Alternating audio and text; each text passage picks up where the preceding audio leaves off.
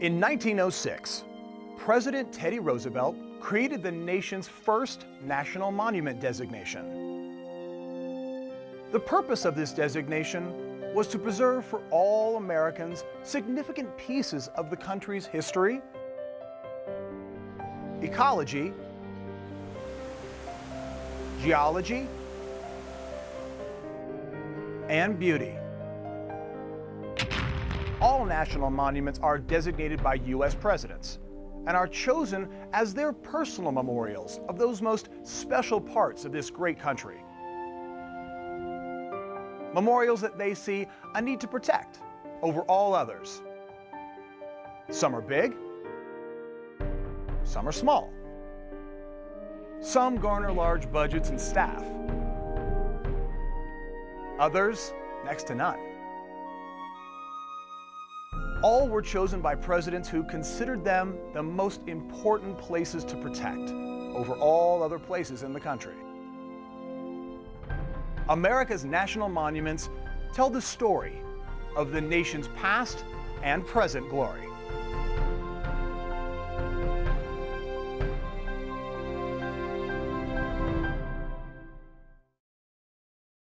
Hello, I'm Jordan Murphy, and I will be your guide as we visit 12 national monuments located in America's southern states and territories.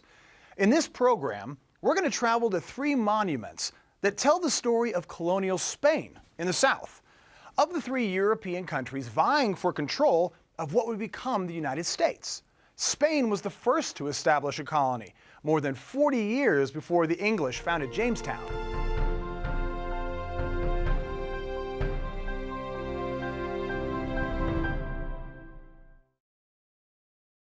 Spain's first colony in the United States was located in St. Augustine, Florida.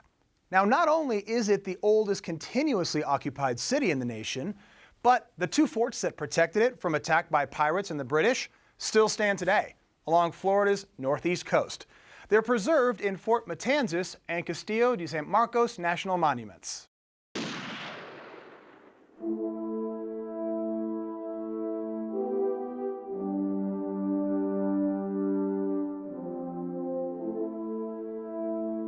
Before there was the English settlement at Jamestown, there was St. Augustine, the first permanent European colony on the land that would become the United States of America. Founded in 1565, it was the first Spanish colony. Eventually, it would grow into the present-day city of St. Augustine, Florida. It was a Spanish city and fortress for more than 250 years until ceded to the United States in 1821. Today, 2 forts built and manned by those Spanish colonists stand as a testament to their bravery and persistence. They are Matanzas and the massive Castillo de San Marcos. The 2 forts were designated national monuments by President Calvin Coolidge in 1924. The smaller of the 2 is Fort Matanzas. The first look at the stone fortification is across the tall grasses of a salt marsh and gentle waters of the Matanzas River. Strategically placed on one of the river's islands, Matanzas guarded the south flank of St. Augustine from English attack. A boat ride from the monument's visitor center takes you to the fort. It was at this spot in 1565 that St. Augustine's founder, Spanish-born Don Pedro Menendez de Aviles, slaughtered the French colonists attempting to secure the region for France. The word Matanzas means slaughter in Spanish. 175 years later, construction began on the fort. Built over a 2-year span from 1740 to 1742, it is today much as it was over 250 years ago. The reason? The unique native building material. Well, the beauty of the coquina, which is a unique rock here to the area of Florida, is its seashells. And when people come, they're a little amazed that it can actually be used as a fort and as a strong point, too. The coquina was found here right along the coast as early as the Spanish expeditions of De Soto and some of the early explorers. And it needs one other ingredient. It's got to have oyster shells to go ahead and bond it together. And it also has plaster on it, just like our ceiling over the room that we're in. Surprisingly, coquina is highly resistant to the impact of cannonballs, hurricanes, and weathering. The fort itself is basically a two-story building, 50 feet by 50 feet. What we're in is known as a guard room or ganacion. It has a kitchen, including an English-style fireplace, a small dining table, and what I'm sitting on is the edge of a French-style bunk. It's a flat surface with a series of small mattresses. The other thing about it is it's also a gun front or a cannon deck, what we call a terraplane. So it has cannons on the front of the fort on an area that's perhaps 20 by 20, and upstairs is another room for the officer. And above that is a 30-foot watchtower that could see miles, up to 10 miles away. So it's quite small. It has two major rooms, a gun deck, and a small surface up on the top of the fort for an observation deck. For the Spanish soldiers manning the fort, it would have been lonely duty. The contingent would have consisted of 8 soldiers, an officer, a gunner, and men with various maintenance skills. The small fort was well armed. Historically, they had 5 guns on the fort for Spain, mostly what they call 6-pounders, which is fairly small, about the size of an American baseball, but they were devastatingly accurate at less than a mile. Larger gun, an 18-pounder, would fire a shot about 2+ miles. After 2 centuries of raiding by the English, the purpose of Matanzas was to protect and warn the city of St. Augustine and its Castillo de San Marcos of invasion. One of the best times to experience Castillo de San Marcos is at night. In the eerie light, the fort seems to come alive with the spirits of long-dead soldiers. In fact, all of St. Augustine is rampant with stories of ghosts. By day, the full majesty of the fort is revealed. A drawbridge spans the moat leading to the entrance. Here, the seal of old Spain is clearly visible. Inside is a large parade ground.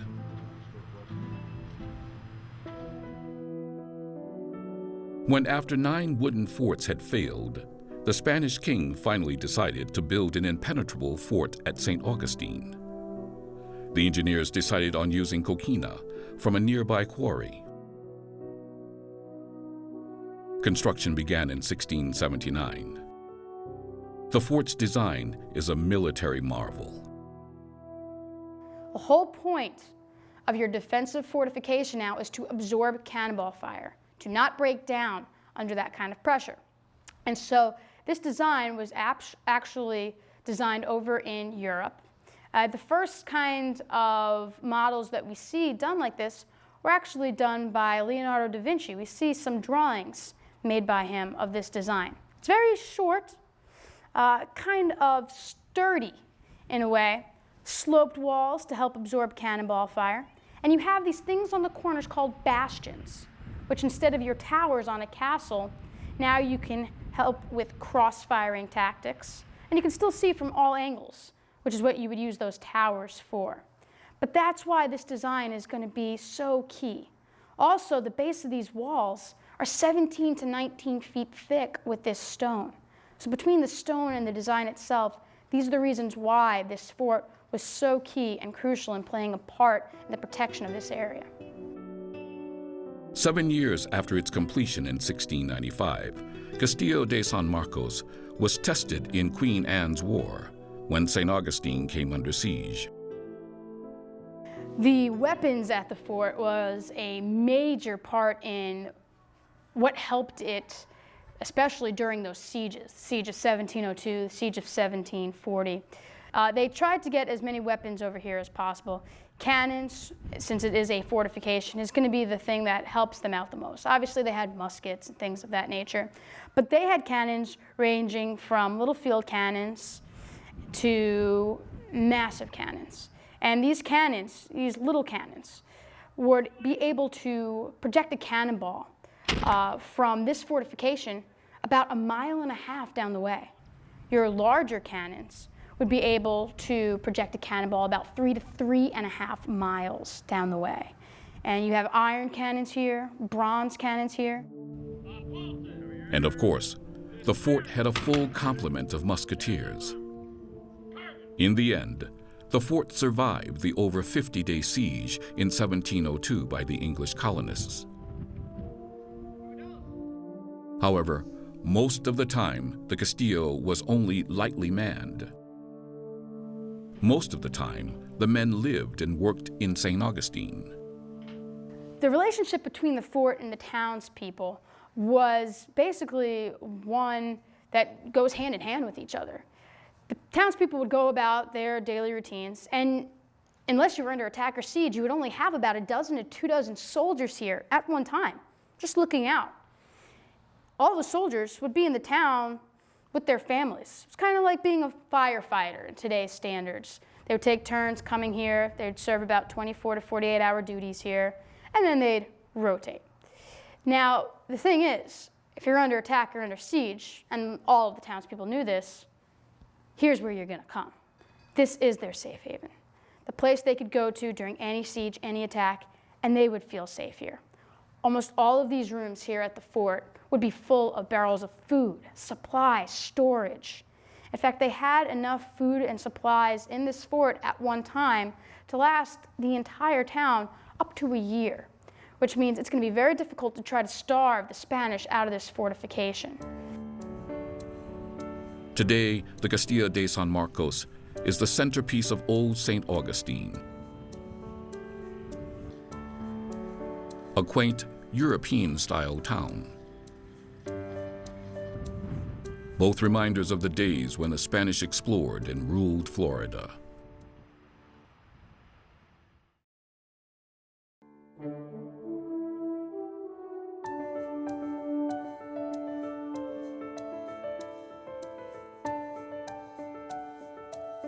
Spain has had a long history in Florida.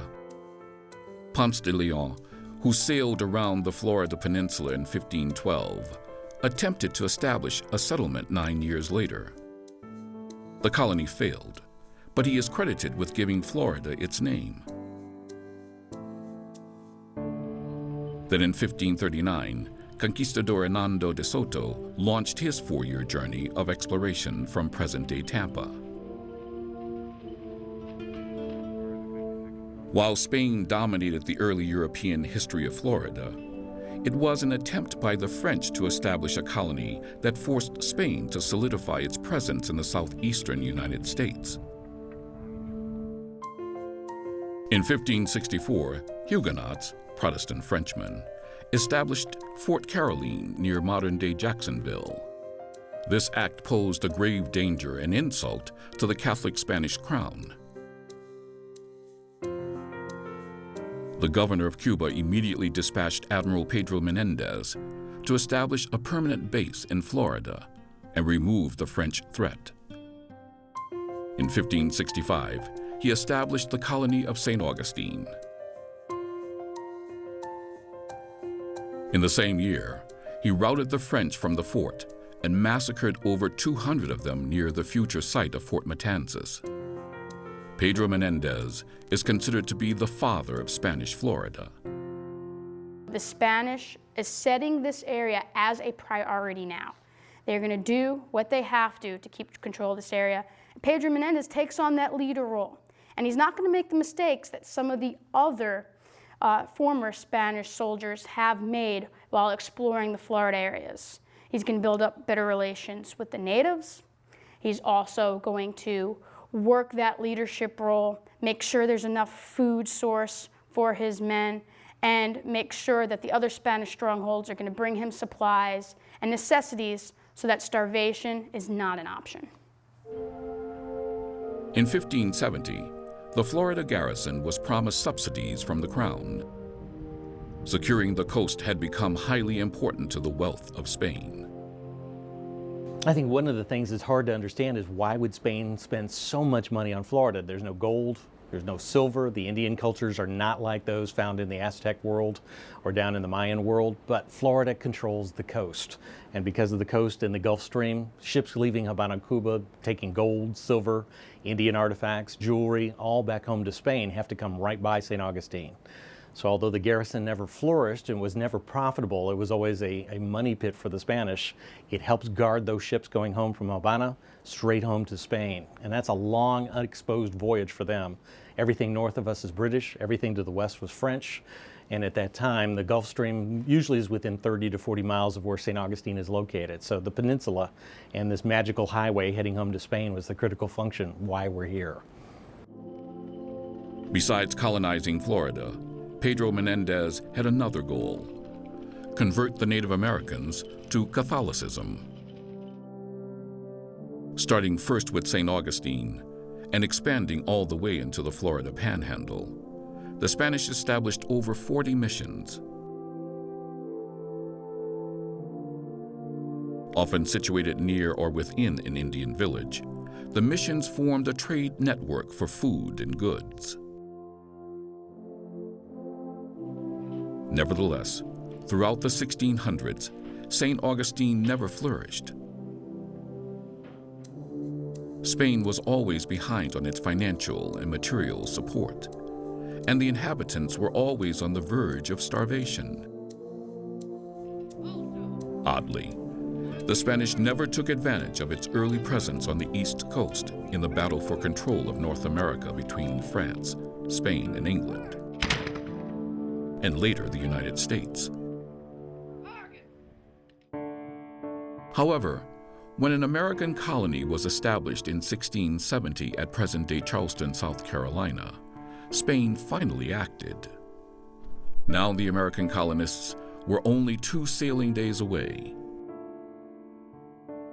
The result was the construction of the massive permanent fort of Castilla de San Marcos. After its completion in 1695, a series of attacks and counterattacks began between the American colonists to the north and the Spanish at St. Augustine. None were decisive. Finally, after the French and Indian War, St. Augustine became a British colony. It was ceded back to Spain after the American Revolution, only to become part of the United States in 1821. No place has had a more pivotal role in the colonial South than St. Augustine. A rich history that can still be experienced today.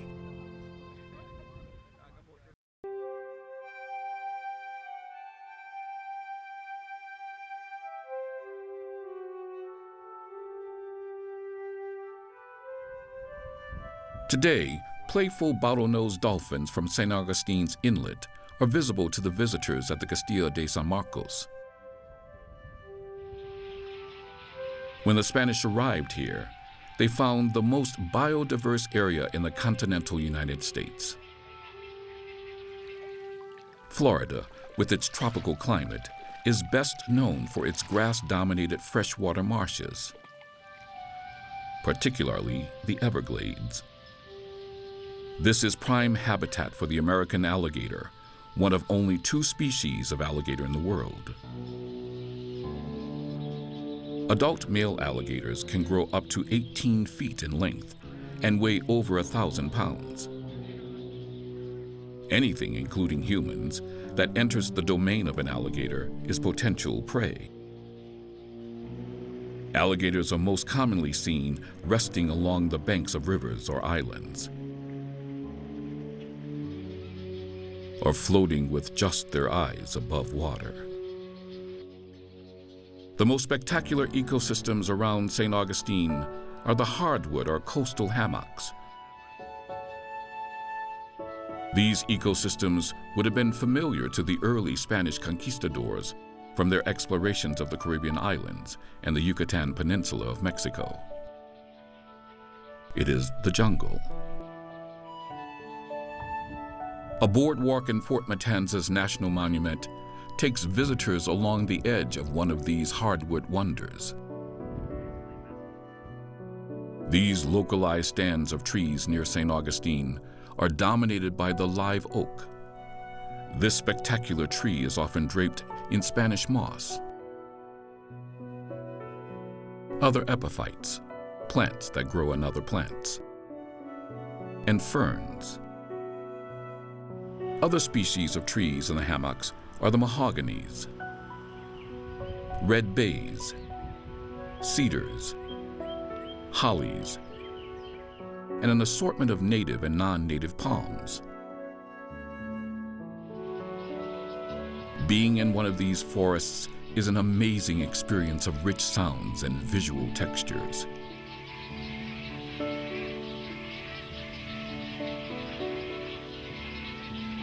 The hammocks are also prime breeding habitat for an assortment of colorful birds. Wood storks, herons,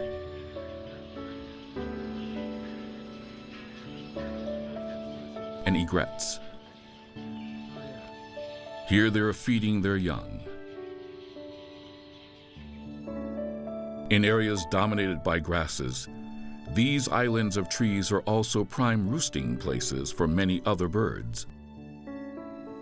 The primary bird of prey here is the osprey. A year-round resident, it nests here. In all, there are over 250 species of birds in the two monuments. The waters around the monuments are also home to Florida's most unusual animal. Manatee do come into the area here in the summertime. We do see them fairly frequently in the summer when they're moving through the area and expanding from the springs, which are located inland of the fort here, the central part of Florida. So the manatees pass through the area. They use it for calving and so forth as well. Manatees are large, fully aquatic marine mammals, sometimes called sea cows. They are herbivores, spending most of their time grazing in shallow waters. Adults can weigh up to 1,200 pounds and reach lengths up to 10 feet. No two national monuments offer more history and spectacular wildlife in one place than Fort Matanzas and Fort Castilla de San Marcos National Monuments.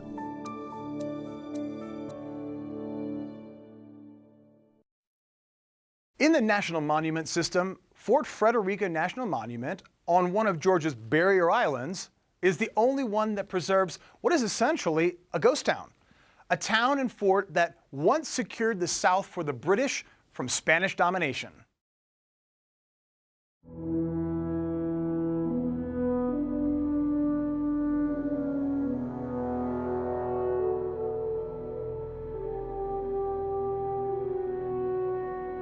Frederica, Georgia was once one of the most beautiful cities in America's colonial South. Established in 1736, troops from the fort led the defense against the Spanish invasion, thereby securing the Georgia colony for America. Frederica was once the primary residence of Georgia's founder, James Oglethorpe. But now, it is a ghost town. All that remains are ruins. Old foundations in a small part of the fort. Fort Frederica National Monument is situated on one of Georgia's barrier islands, St. Simon's. It was designated a monument in 1936 by President Franklin Delano Roosevelt. The once broad Main Street is clearly visible as a ghostly lone British soldier walks along what was once a bustling thoroughfare. His destination? What remains of the old fort. Its powder magazine and cannon fortification. He fires his musket in salute to the troops that once served in battle near this former glorious southern city. Interpretive Park Ranger Denise Spear now leads tours through the city ruins. We're standing at the entrance to Fort Frederica, the town of Frederica, and if you look on either side of this bridge, you see a hump of earth which goes down into a ditch. The ditch is the remnants of the moat that used to be 6 feet deep, 10 feet wide, and this hump of earth on either side used to be the wall that went around the whole town. It was 6 feet wide and 10 feet high. It had a wooden palisade on top with sharpened sticks, basically, big spikes going all the way down the top of the wall. And it was 1 mile in circumference to protect the entire town. And if you look behind me on either side, you see these wooden pieces sticking out of the ground. And these represent the 4 corners of the 2 guardhouses that were on either side of the entranceway to the town of Frederica. And these would be manned 24 hours a day, 7 days a week by soldiers to make sure that you had legitimate business in the town of Frederica, because it was a military outpost. It was a military town. Once you pass Frederica's gates, you come into this wide open road called Broad Street. From this tree line to this tree line is how wide the street was, hence the name, Broad Street. The houses would be lined on either side with the trees. We know the British planted orange trees along the street for shade and for the fragrance of the orange blossoms. One of the reasons why this street was so broad or wide is to make it as a fire break. If fire broke out on this side of the town, hopefully this street was so wide that the flames would not be able to leap over the street and catch the houses on this side on fire. Another possible reason for having it so wide is because, once again, this is a military town. We have troops that have to get to the town gate to the fort behind me. You need a nice wide road for them to march back and forth. We're at the ruins of the Hawkins and Davison's house. This is probably the most important house that the archaeologists found out here in the 1940s. It's an 18th century duplex. We had the Davison family living on this side, and on this other side we had Dr. Hawkins and his wife.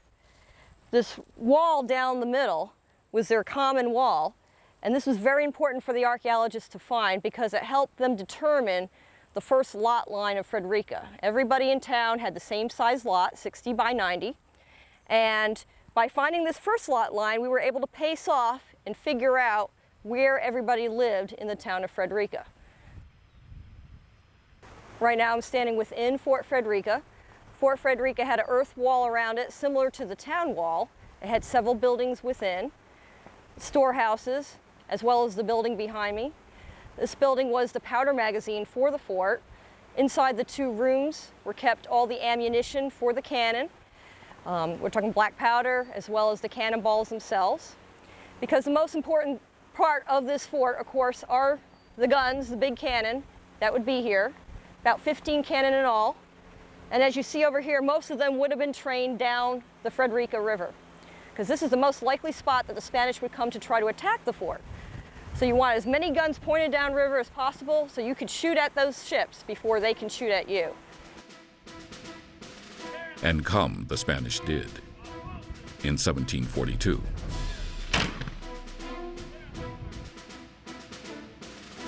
A few miles from Frederica, a second unit of the monument commemorates the battle between the British and Spanish troops. It's called the Battle of the Bloody Marsh. Here in this salt marsh, the British, led by Oglethorpe, defeated Spanish invaders from St. Augustine. It supposedly ran red with blood. Beside the marsh, there is a wonderful coastal hardwood hammock preserved in this unit of Fort Frederica National Monument.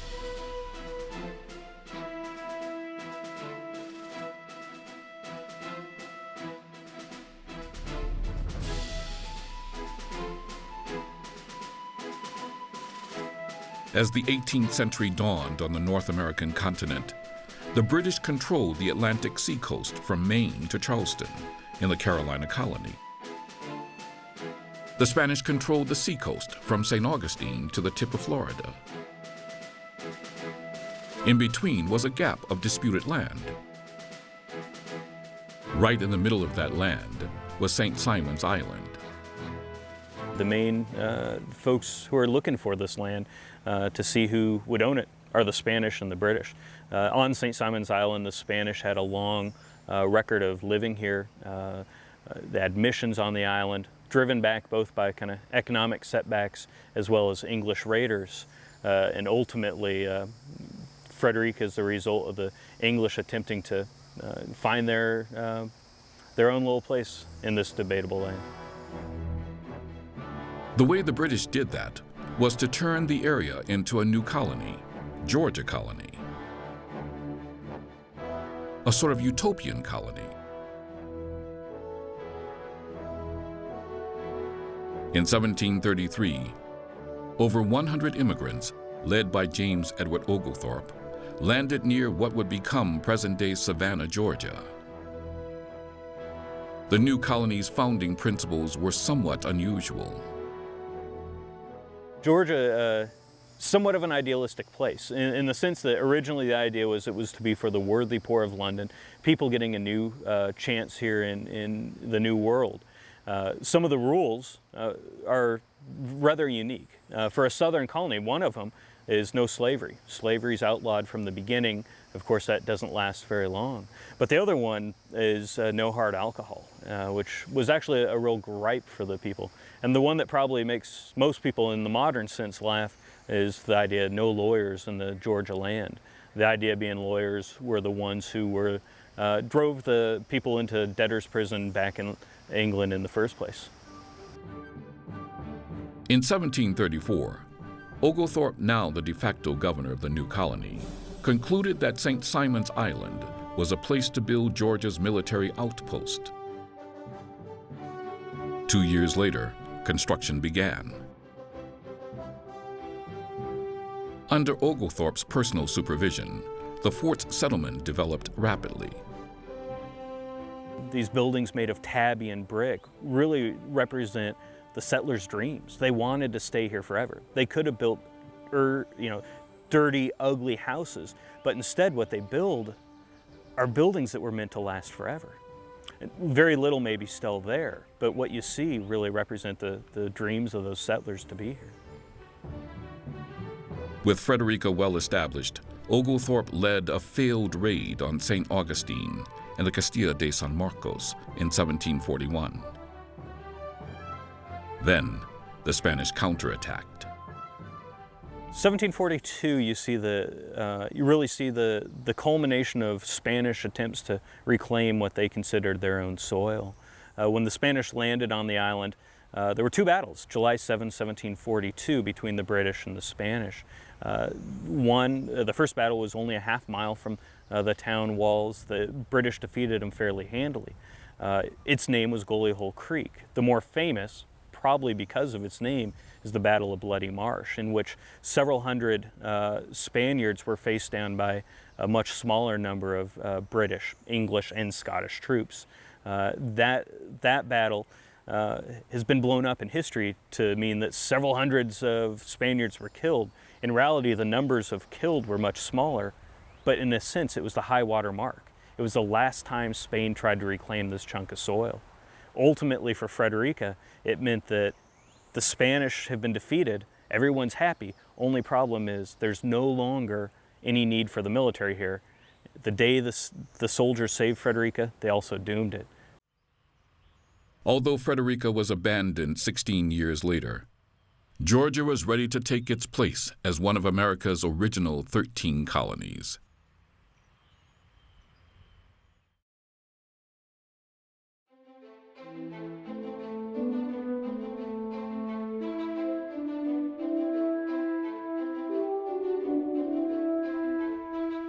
The climate of St. Simon's Island is subtropical. The reason Oglethorpe chose it for his military outpost is that the Native Americans had already cleared away a piece of the jungle. The ecosystem here was one of those coastal hammocks made up of hardwood trees. Ecosystems dominated by live oaks and palms that once thrived on many of the barrier islands in the region.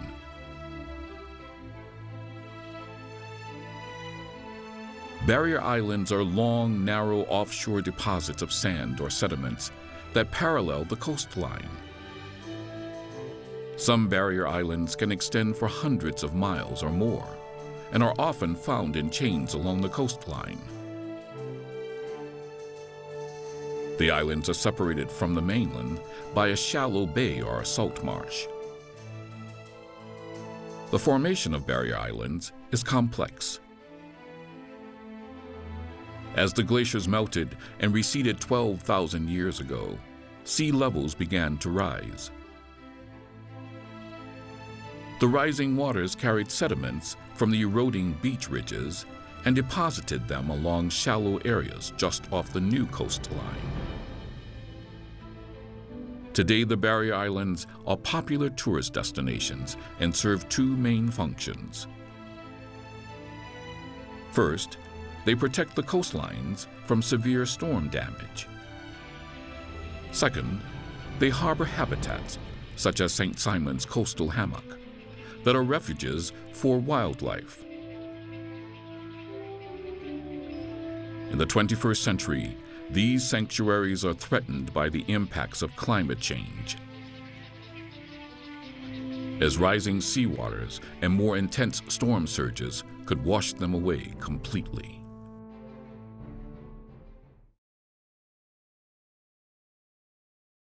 I hope you enjoyed our trip through the Spanish South. I'm Jordan Murphy.